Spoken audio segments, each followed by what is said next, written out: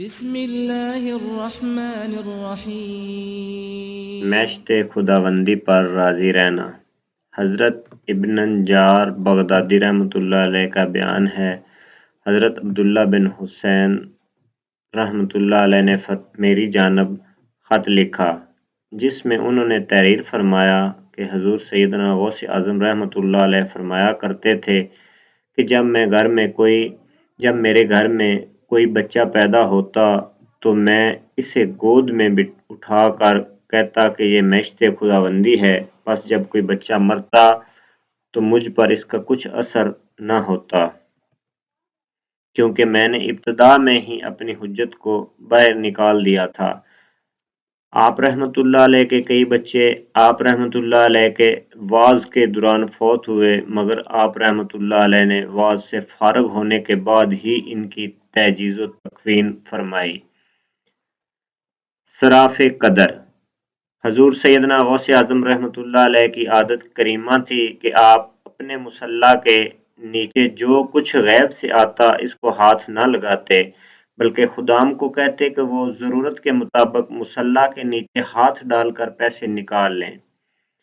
خلیفہ وقت نے آپ رحمۃ اللہ علیہ کی خدمت میں خلت فاخرہ بھیجی تو آپ رحمۃ اللہ علیہ نے خدام کو حکم دیا کہ اسے ابو الفتح چکی والے کو دے دو۔ آپ رحمۃ اللہ علیہ کے خادم حضرت شیخ عبداللطیف بن شیخ ابی نجات رحمۃ اللہ علیہ فرماتے ہیں کہ ایک مرتبہ آپ رحمۃ اللہ علیہ کے ذمہ کچھ قرض واجب الادا ہو گیا۔ اس دوران ایک شخص آیا جسے میں نے پہلے کبھی نہ دیکھا تھا۔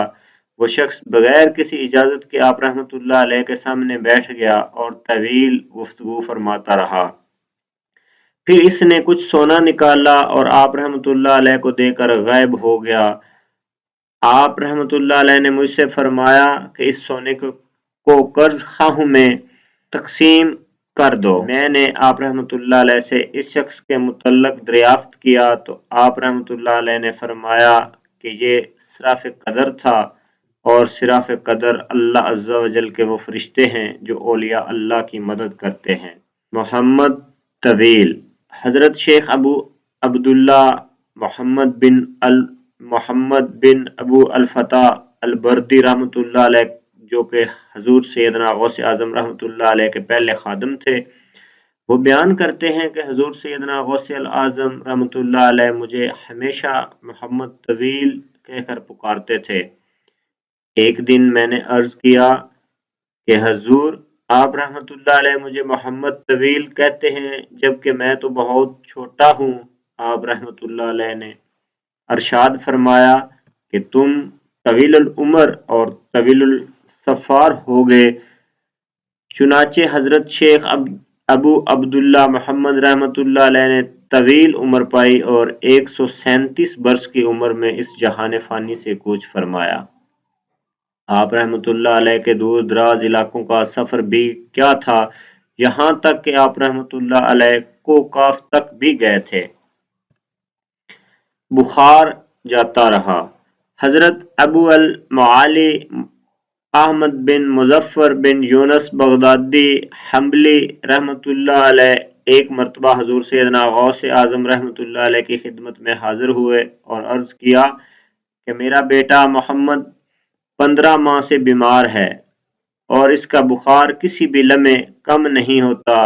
آپ رحمۃ اللہ علیہ نے فرمایا کہ تم گھر جا کر اس کے کان میں کہو، اے ام ملدم، تجھے عبدالقادر رحمۃ اللہ علیہ کہتا ہے کہ میرے بیٹے کو چھوڑ کر حلہ میں چلی جا۔